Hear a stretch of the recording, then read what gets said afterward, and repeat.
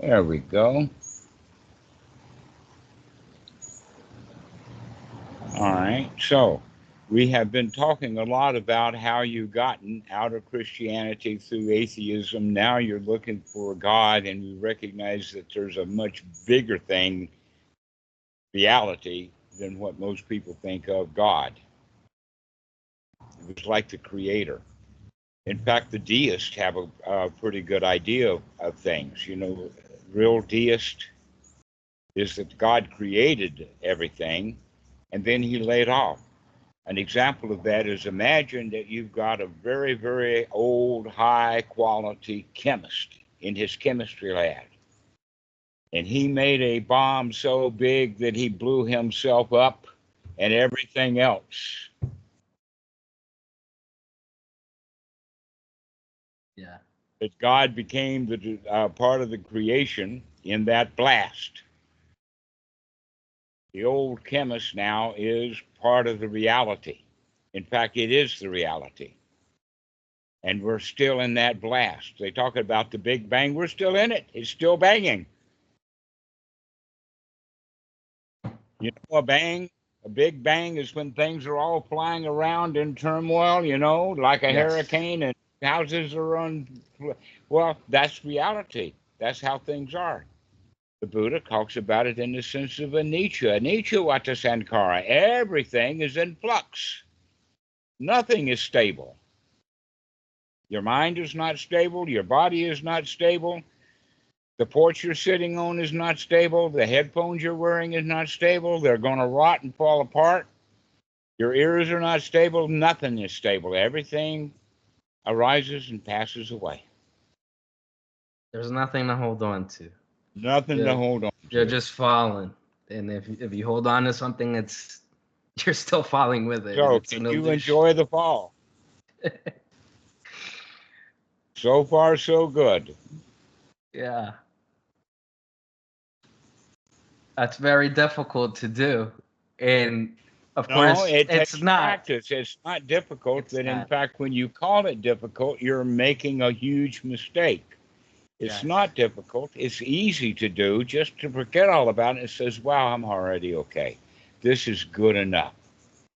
That's easy enough to do, is to say, wow, just enjoy the view. Just enjoy the show. The show's in turmoil. Just enjoy the show. Hmm. That's easy to do, but you have been trained as a worker bee.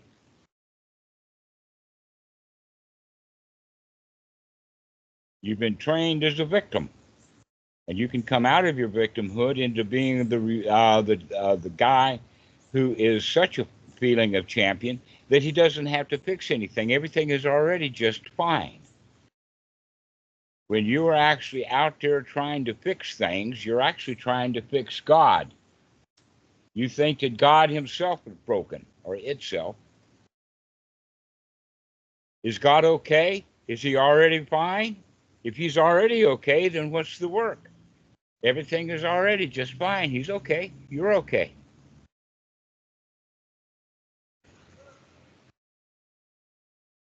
Reality is okay. It supports us just fine because we've adapted to it. Reality is there. In fact, reality is a paradise. Just like Adam and Eve were in a paradise until when? Until they ate of the fruit of the knowledge of good and evil.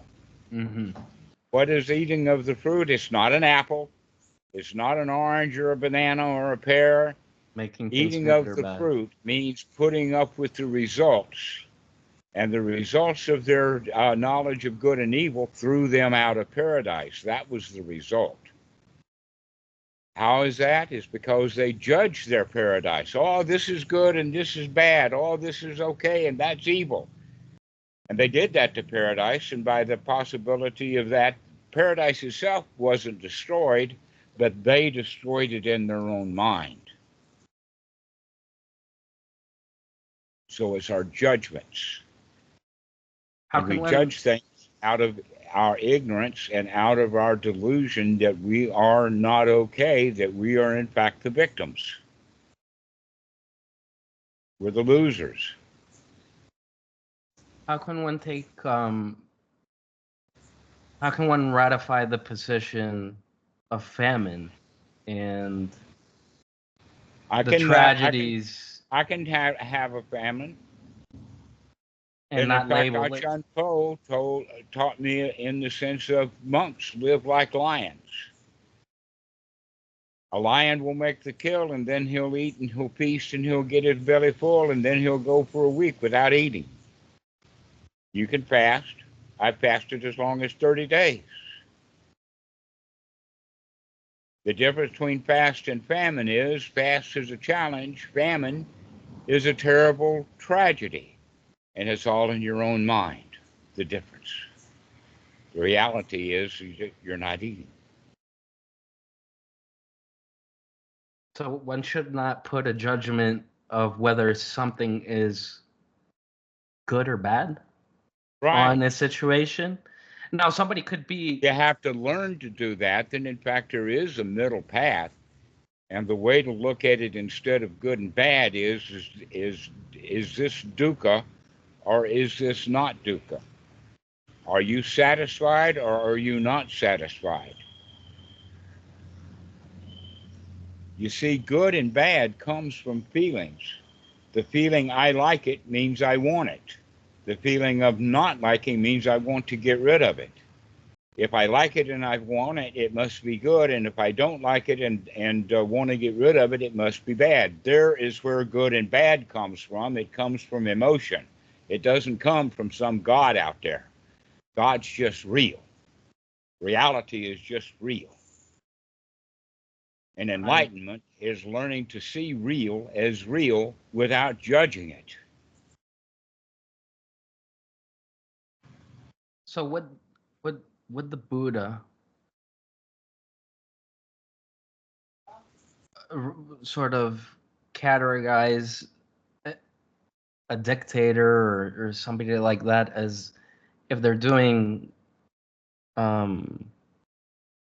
let's say unskillful actions, he would not cast a judgment of whether that dictator is good or bad? Actually, there is a certain kind of concept called a benign dictator. That someone finds himself in power and they're more interested in helping the people around them because they've got the power to. But people who are greedy, they want to take the power for themselves and the hell with everybody else. But the Buddha would not so cast a that judgment? means then that the ordinary dictator is full of dukkha. And the benign dictator is satisfied with the way things are, and so he can go out and help people. So it's actually then a point of dukkha, dukkha nirodha. And your worst dictators are really the most miserable people in the world.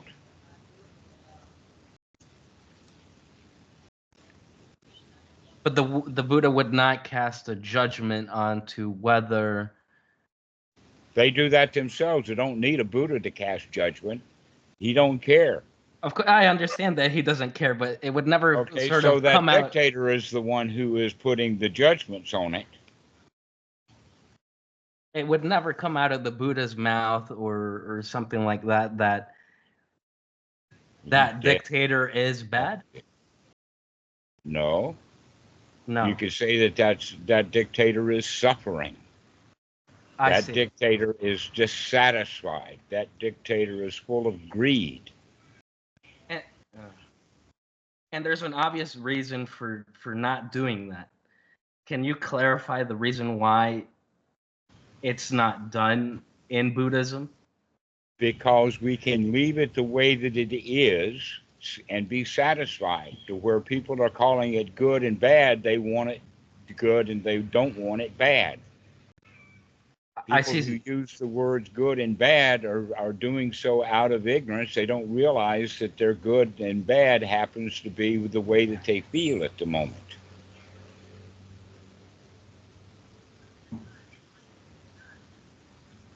It's good because they like it, and it's bad because they don't like it. And they're ignorant to that choice that they're making. And it's an unwholesome choice. A wholesome choice would be to see that we're judging things as good and bad as a hindrance, as an unwholesome thought. So we can change that unwholesome thought to a wholesome thought. And the wholesome thought would be, everything's okay. Everything is fine. Not a problem in the world. No worries, mate.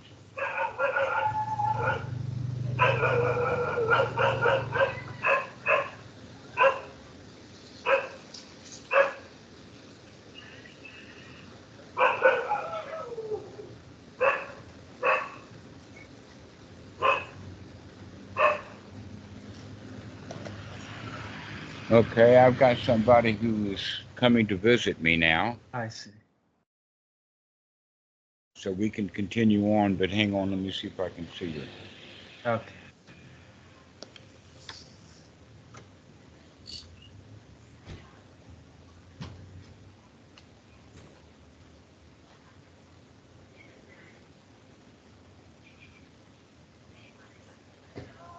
Hello, come on up.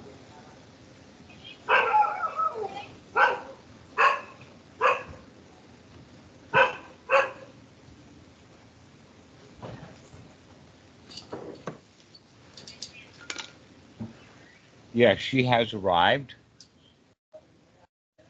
So, okay. Let's go ahead and finish this conversation. And you're welcome to call back.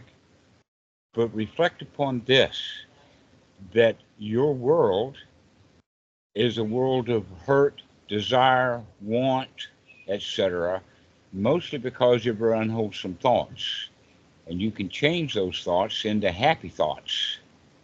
Thoughts of everything is okay, everything is fine. That's the way to practice the Dhamma. Okay. Pretty soon you will begin to recognize that you actually live in a paradise, reality. Thank you very much. Practice well. You need to practice over and over and over again, because you're very much likely to fall back into the hell that you make.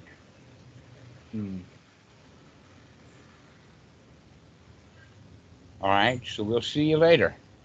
Thank you very much. Take care.